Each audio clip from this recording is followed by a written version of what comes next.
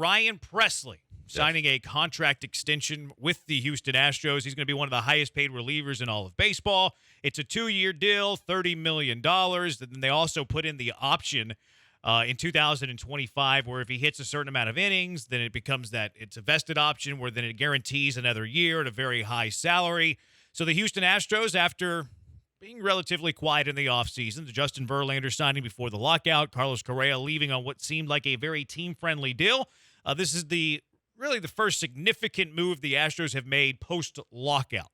Yeah, and I like it. I like it because kind of what we were talking about previous to this in terms of, like, what are they going to do? Where are they going to spend the money? Now, let me set the precursor. I don't like this and say that James Click is off the hook because I don't believe that this move is the kind of significant move I'm talking about. I'm talking about moves that bring in players from the outside to make this team better. But what I do like about this move is it tells you for the next couple of years they're going to still be in go-for-it mode because they're willing to spend money to make sure the back of their bullpen is safe and secure with the most reliable relief pitcher that they have had in the last 2 seasons. And so as much as Stanek has been up and down and your guy Daly Raley and other guys took their shots at, being hot and cold, now you've got the one most reliable guy, whether he's the setup guy of a couple years ago for Osuna or he's his new role of closer. He's the guy that people feel most comfortable about when he comes in the game, and he's now locked up for multiple years. That I like. Yeah, I like it too. In terms of, it doesn't do anything for this year's payroll. I mean, this year's payroll is the same. Presley's already under contract for 2022. I think it is another example, though, of Jim Crane proving that he's not a cheap owner, that you're willing to lock up a veteran reliever. A lot of teams like to cut corners in the bullpen where, there's not the whole lot of value in having a veteran reliever at, $15, $20 million a year versus having an Enoli Paredes at the league minimum. A lot of teams take corners there, like the Marlins, like the A's, like all of the lower payroll teams around Major League Baseball. The Astros still have $30 million to spend underneath the competitive balance tax. We'll see if anything happens during the season. Nothing's going to happen now. I mean, if they add salary to this team, it's going to be via trade in the summer, June at the very earliest, more likely in July. But you look at the last 3 years for the Astros, because there's been that Jim Crane's cheap. And I think it's unfair because he let Correa walk. All of a sudden, Jim Crane's cheap. Last year, they were $620,000 under the competitive balance tax. They had the 4th highest payroll. 2 years ago, they had the 2nd highest payroll. They were $15 million over the luxury tax. And then 3 years ago in 19, 6th highest payroll, $6 million under the competitive balance tax. So Crane has proven year in, year out that he's willing to spend, and I think the Presley extension is an example of that as well. Yeah, no, I agree with that. I just, like I said, I'm on the clock with this new regime with James Click to look at what they're going to do going forward. I know what they've done. I know that in the past, we know from what we've seen from Jim Crane and some of the examples you gave and the exact individual examples of Zach Greinke and Justin Verlander, we know that he's been willing to take the chance, take the big swing, go for it.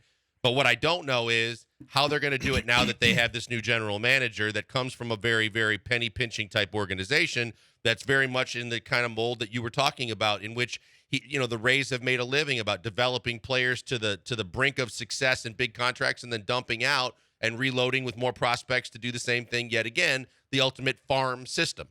And I don't think that's what the Astros should be or should want. As a fan, you should want them to be.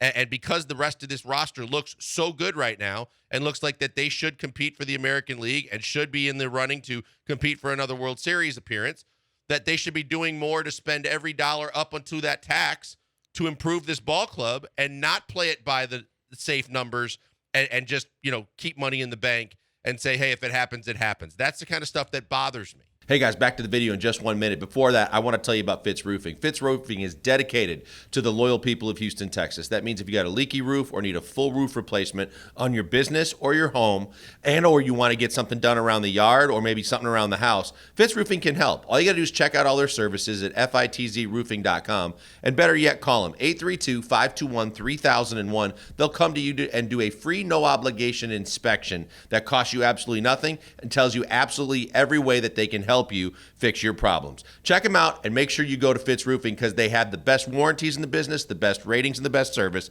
They're going to take care of you every step of the way. Fitz Roofing, making a difference one home at a time. Yeah, I get that. And I have my doubts on Click as well. I really do. I want to see what he's going to do for the next 3 to 5 seasons as the general manager. Right now he hangs his hat on Brantley and Yuli. and we'll see what they look like coming up. But I like the extension. I like getting it done. Do I want the Astros to spend more money this season in terms of making a trade at the deadline, bringing in a salary? I do. I think you need to kind of play it by ear and see what's open on the market. I think you need to see where your holes are. Like, I mean, if you have an injury at a certain position, do you go out and trade for a rental? Is something that I would want to see. I have more questions about Click than I do about Jim Crane, though. But now that Presley's locked in, if you could pick one other player on this team that you could lock into a multi-year deal, like a long-term extension, like whatever the years are, 5 to 7 years, whatever, who would that one player be? If tomorrow's opening day, you have one player to lock up for multi-years, who is that player before tomorrow's first pitch and opening day of the 2022 season? See, for me, it's between two guys. And I think that the logical answer that most people would say is Kyle Tucker.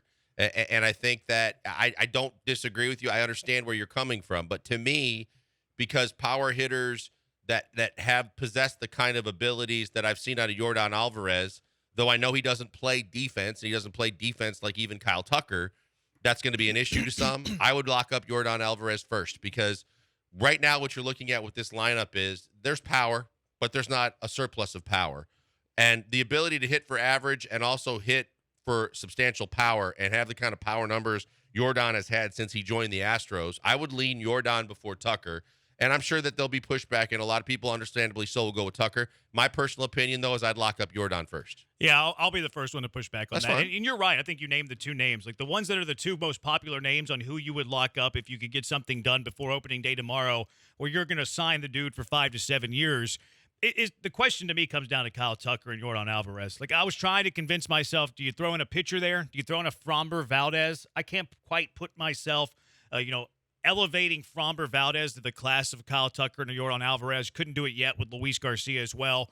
Bregman's getting, not that he's getting up there in age, but whenever his current contract runs out, he's going to be around 30. Jose Altuve's in his mid-30s when his contract runs out. Justin Verlander's in his 40s and coming off of Tommy John, almost going to be in his 40s.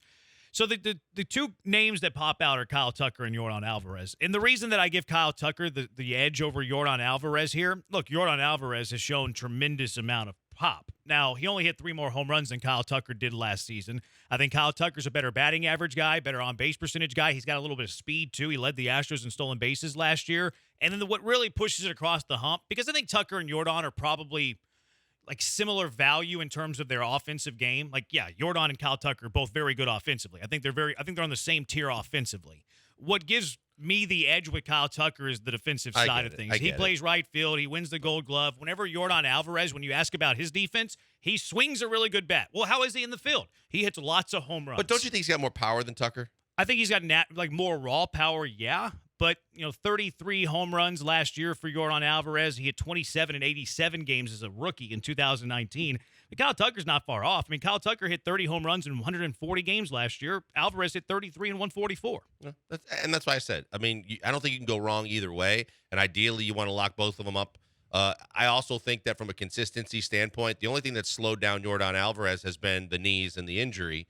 Whereas Kyle Tucker got off to, as you know, because I've been on it since it happened, that he was just very underwhelming early in his career. And yes, he progressively got back. I got tired of hearing all the comparisons to Ted Williams and all of this is the next superstar of baseball, and watching him at bats going, I don't see this. But then when I finally saw it, I was very pleased with the fact that he didn't fall off the planet after a short stint or, a small window sample size of success. He's continued to roll from that point. So I'm encouraged by both guys, and I want both guys to be locked up. I just, for some reason, my gut feeling says that I would lock up Yordan first. Fair enough. I feel like the Ted Williams comparison to Kyle Tucker was one, never sincere and never fair to a young hitter. Like, everybody thought definitely not fair to him, but it was overdone by Astros fans. Sure. I don't think anybody expected Kyle Tucker to be Ted Williams, though. I think it was like, we love this left-handed prospect. We think he's going to be a really good hitter, but to say that he's going to be potentially the top 3 offensive player in Major League Baseball history, I don't know if that was ever sincere.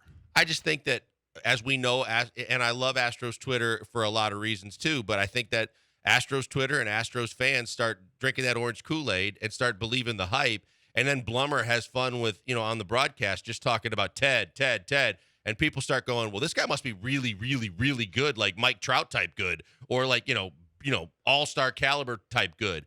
And it took him a while. Look, and I know he's not the only prospect that took a while to settle into the major leagues, and Bregman's the best example of that, going 0 for his first month and a half or whatever it was.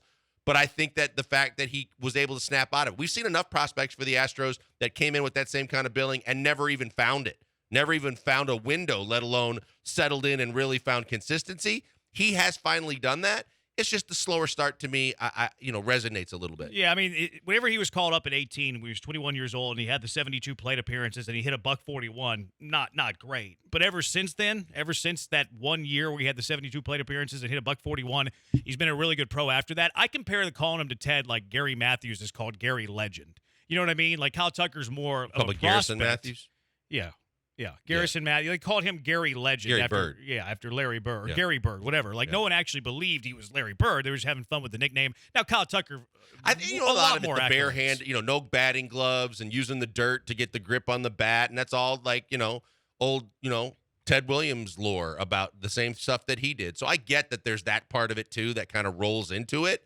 And you're right. It was completely unfair to have him labeled that way. But there was a lot more scrutiny, a lot more eyeballs on him because of all of that, and a lot of people bought into it.